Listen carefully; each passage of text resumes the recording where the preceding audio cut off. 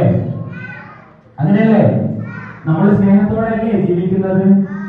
നൈനമോള് മിനിഞ്ഞാന്ന് bag, യാസീന്റെ bag ഇഷ്ടപ്പെട്ടു എന്ന് പറഞ്ഞ് കരഞ്ഞപ്പോ യാസീൻ തരൂല എന്ന് പറഞ്ഞിട്ട് അവള് കൂടുതൽ കരയിച്ചില്ലല്ലോ. യാസീൻ എന്ത് പറഞ്ഞു?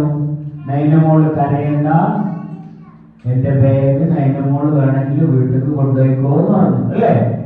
ഒരു കൈയ്യെടുത്ത് യാസീൻക്ക്.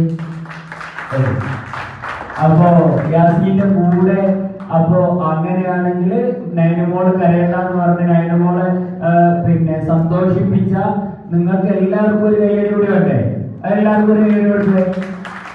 ഓക്കെ, അപ്പൊ നമ്മൾ പഠിക്കുന്നത് സ്നേഹിക്കാനാണ്, അല്ലേ? എല്ലാവരും സ്നേഹിക്കണം, അല്ലേ? നമ്മുടെ കൂട്ടുകാരെ സ്നേഹിക്കണം, നമ്മുടെ വീടിന്റെ അടുത്തുള്ള അയൽവാസികളെ സ്നേഹിക്കണം, അച്ഛനെ സ്നേഹിക്കണം, അമ്മയെ സ്നേഹിക്കണം. സ്നേഹിക്കൂലേ? നമ്മളെ രാജ്യം പഠിപ്പിക്കുന്നത് അതാണ്. നമ്മുടെ രാജ്യം എന്ന് പറഞ്ഞാൽ വലിയ രാജ്യമാണ്, അല്ലേ?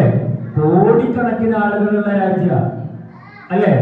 കോടിക്കണക്കിന് ആളുകൾ നമ്മുടെ രാജ്യത്തുണ്ട്. ആ രാജ്യം പഠിപ്പിക്കുന്നത് എന്താണ്? സ്നേഹം ഉണ്ടാവണം, അല്ലേ? അങ്ങനെ സ്നേഹിച്ച് എല്ലാവരും കൈ കോർത്ത് പിടിക്കോ, കൂട്ടുകാരന്റെ കയ്യിൽ പിടിക്കോ. കൂട്ടുകാരന്റെ കയ്യിൽ